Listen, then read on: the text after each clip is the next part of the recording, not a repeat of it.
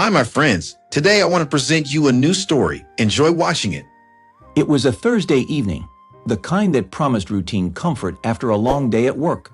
I unlocked the door to my house, the one I'd bought outright years before meeting Clara, my wife. Stepping inside, I immediately noticed something was off. The scent of lavender cleaner hit me, almost aggressively so, and the furniture in a living room had been rearranged. My favorite armchair, a battered but beloved relic from my bachelor days, was nowhere to be seen. "Clara," I called, my voice echoing in the unsettling quiet. I walked toward the kitchen, where I found her mother, Mrs. Langley, elbow deep in my personal desk drawers. "What are you doing?" I demanded, trying to keep my voice steady. Mrs. Langley didn't even flinch. "Organizing," she replied curtly, pulling out a stack of papers. "This place is a mess. Someone has to bring order." "That's my desk," I said, stepping closer. "I don't need you sorting through my things." She turned to face me, her expression one of haughty indignation. "This house needs a woman's touch. Clara agrees." As if on cue, Clara appeared in the doorway, holding a mug of tea. She glanced between us, her brow furrowing. "What's going on?" "Your mother is digging through my personal belongings," I said, trying to keep the anger out of my voice. "I've asked her to stop."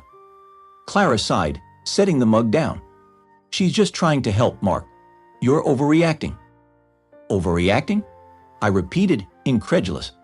"She's crossing boundaries. This is my house, Clara." Mrs. Langley scoffed. "Oh, grow up. This isn't just your house anymore. You're married now." The words hung in the air like a slap. Clara's silence was deafening.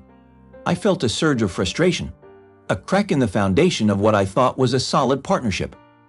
"We need to talk," I said firmly, looking at Clara. "Alone."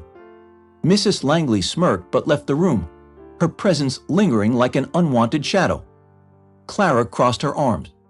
"What is it now, Mark?" I took a deep breath, steadying myself. "Your mother's been here for weeks. She's rearranging the house, making decisions without consulting me. And now she's going through my personal things. This isn't working." Clara rolled her eyes. "She's just trying to help. Why can't you see that?" "Because it doesn't feel like help," I said, my voice hardening. "It feels like she's taking over, and you're letting her." For a moment, Clara looked like she might argue, but then she shook her head. "You're making a big deal out of nothing.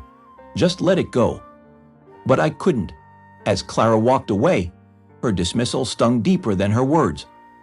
The cracks in our marriage weren't just beginning to show, they were widening, and I could feel the ground beneath me start to shift. The following evening, I returned home to find Mrs. Langley hosting what could only be described as a small family gathering. Aunts, uncles, and cousins I barely recognized filled the living room, their voices echoing through the house. Plates of food cluttered the dining table, and my favorite whiskey, a bottle I'd been saving, sat half empty on the counter. "What's going on here?" I asked, trying to mask my irritation as I stepped inside. Mrs. Langley turned to me with a saccharine smile. "Oh, Mark, it's just a little get-together. Nothing to worry about." Clara appeared beside her mother, holding a tray of drinks. "Mark, relax. It's just family." I glanced around, noting the complete disregard for my space. Did anyone think to ask me before inviting half the neighborhood into my house? Mrs. Langley's smile faltered. "Your house? This is Clara's home too. Don't act like you're the only one with a say here." "That's not the point," I snapped, my frustration bubbling over. "This is a violation of boundaries. You're treating this place like it's yours to do with as you please." Clara's expression hardened. "Why do you always have to make everything about control, Mark? It's one evening. Can't you just let it go?" "It's not about control," I said, my voice rising. "It's about respect. I come home after a long day to find strangers drinking my whiskey and crowding my space without so much as a heads up. How is that fair?" Mrs. Langley crossed her arms, her tone sharp. "Maybe if you were more accommodating, people wouldn't feel the need to go around you." Her words hit like a slap, but before I could respond, Clara set down the tray and turned to me, her voice low and biting. If you can't handle sharing your life with me and my family, maybe you're the one who doesn't belong here. If you do not stop being indignant and telling everyone that this is your home, then I will file a report with the police about your harsh and mistreatment of me and my mother. And believe me, the court will be on our side. The room seemed to freeze. A tense silence hung in the air as the other guests awkwardly avoided my gaze. My chest tightened, the weight of Clara's words sinking in. Is that how you feel? I asked, my voice barely above a whisper. Clara hesitated, then lifted her chin. Maybe it is. Without another word, I turned and walked out of the room. The cracks in our marriage weren't just widening anymore. They had shattered completely, leaving nothing but sharp edges and betrayal in their wake. The morning after the confrontation, I sat at a coffee shop, the aroma of freshly brewed espresso filling the air. My lawyer, Mr. Reynolds, arrived promptly, briefcase in hand.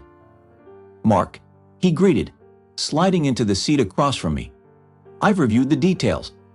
Legally, the house is solely yours, but their threats complicate things. We need a strategy. I nodded, frustration simmering beneath my calm exterior. What can I do to protect myself? They're threatening to accuse me of things I haven't done. Mr. Reynolds adjusted his glasses, his tone measured. First, document everything. Dates, conversations, threats. Second, if they're serious about escalating, the safest route is to remove yourself from the situation temporarily. But here's an alternative: sell the house. Sell? I echoed, the word hitting me like a brick. It's my home. Why should I have to give it up? Because, he said firmly, it's leverage. If you sell, their claims lose weight. They can't argue over a property you no longer own. And with the current market, you could finalize a sale within days. I leaned back, considering the audacity of such a move.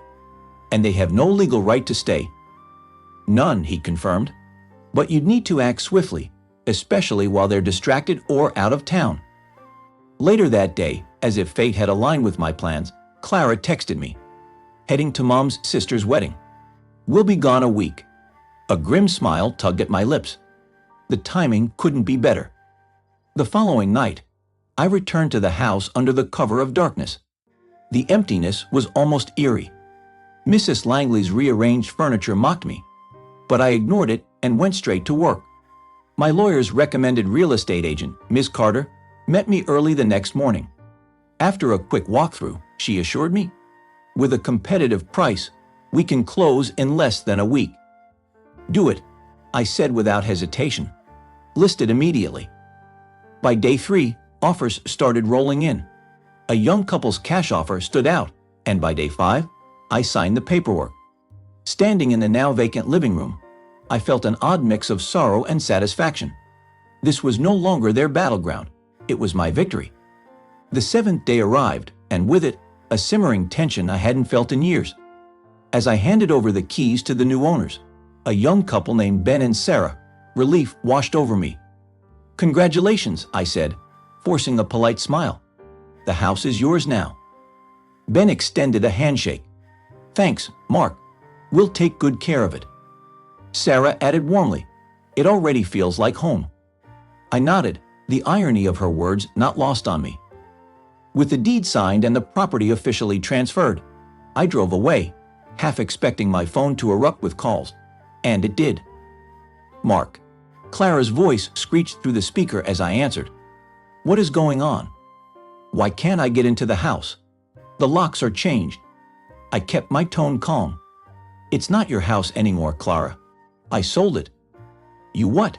She shrieked, followed by her mother's indignant voice in the background.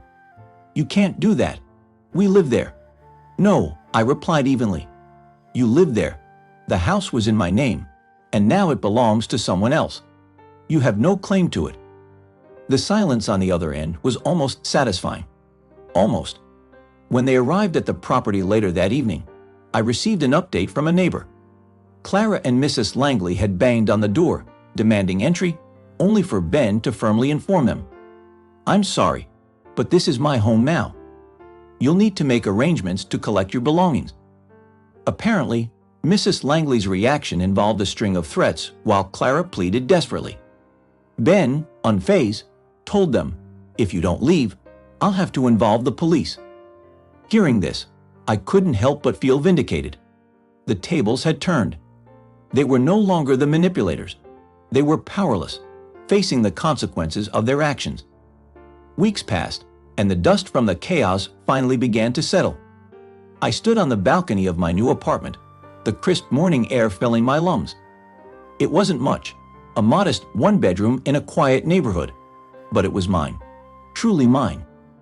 No strings, no threats, no shadows of betrayal lingering in the corners. As I sipped my coffee, my lawyer, Jeff, called. "Mark, just got the final paperwork for your divorce settlement. It's official. You're free." "Thanks, Jeff," I said, a weight lifting from my chest. "I owe you more than I can say." "Just promise me you'll steer clear of manipulative in-laws next time," he chuckled. I laughed for the first time in weeks. Lesson learned. Later that day, I walked to a nearby park, my mind still adjusting to the freedom I'd fought so hard to reclaim. A woman sitting on a bench caught my eye. She was sketching, her pencil darting across the page with an intensity I recognized. I hesitated, then approached. "That's impressive," I said, nodding toward her drawing. She looked up, surprised, then smiled. "Thanks. It's just a hobby. Helps clear my head." "I get that," I replied, taking the seat on the opposite end of the bench. "Clearing your head. It's underrated." We talked for a while about art, life, and the importance of starting over. Her name was Emily, and she had her own story of resilience. As we shared our struggles, I felt something shift. For the first time in months, the future felt bright, like the beginning of something new and untainted. As I walked back to my apartment that evening, the sunset painted the sky in hues of gold and lavender. The chaos of the past was behind me, and for the first time, I felt ready to embrace what lay ahead. My journey wasn't over, but this chapter, this new beginning, was one I was determined to write with care, courage, and hope. Friends, what do you think of this story? Write your opinion in the comments. Would you like more stories? Don't forget to subscribe and hit the bell button so you don't miss any videos. See you tomorrow.